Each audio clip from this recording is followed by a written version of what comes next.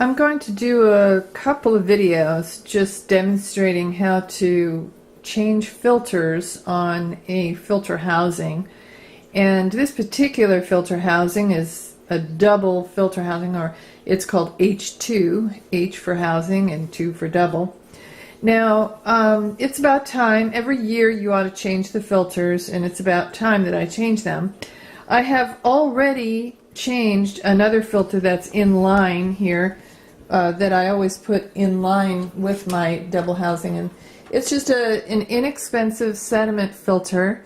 These sell on my website for $3.99, and it's great to try to save money with sediment filters because rust and other things get trapped in the sediment filter and then don't ruin your ionizer or your filters, your other filters that are more expensive.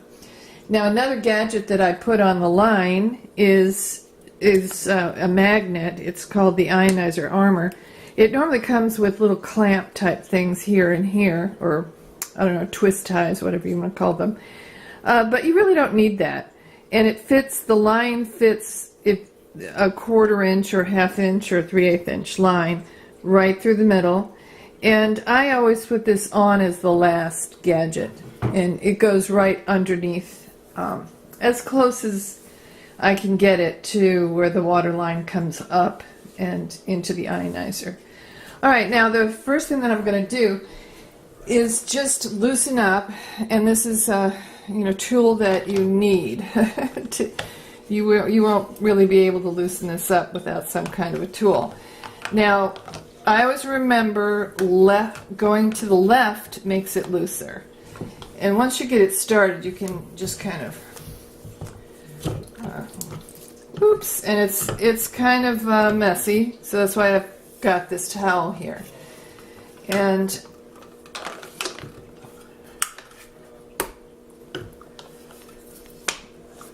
now I'm going to say it's possible it might have been even more than a year that since I've changed these filters, so it's definitely time.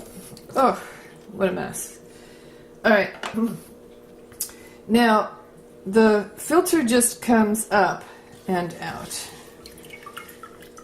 and then it will eventually get discarded. I'll just stick it in the sink for now. I want to show you some things. When you're changing the filters, you want to take a look at these rings that are around the top of the filter housing. There's, in this particular housing, there are 2 rings. Let me just dry this off a little bit.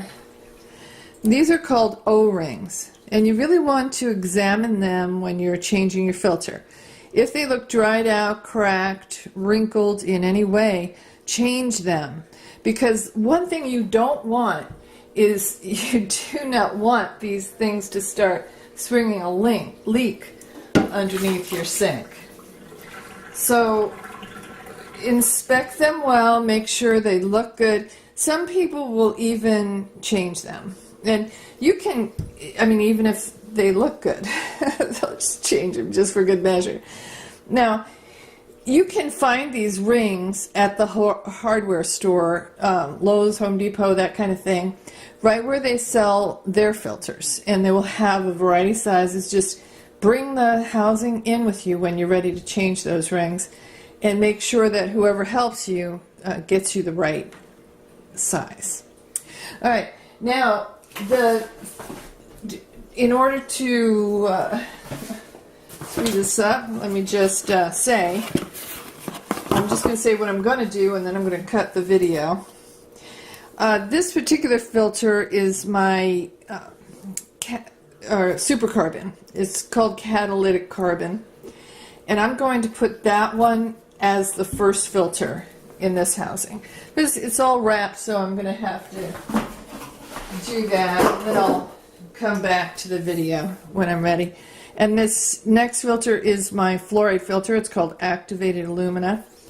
And I never really think I can get enough fluoride filtration. So I know it's very toxic, and they add a lot of it to our water in St. Louis. So I do all I can to remove fluoride.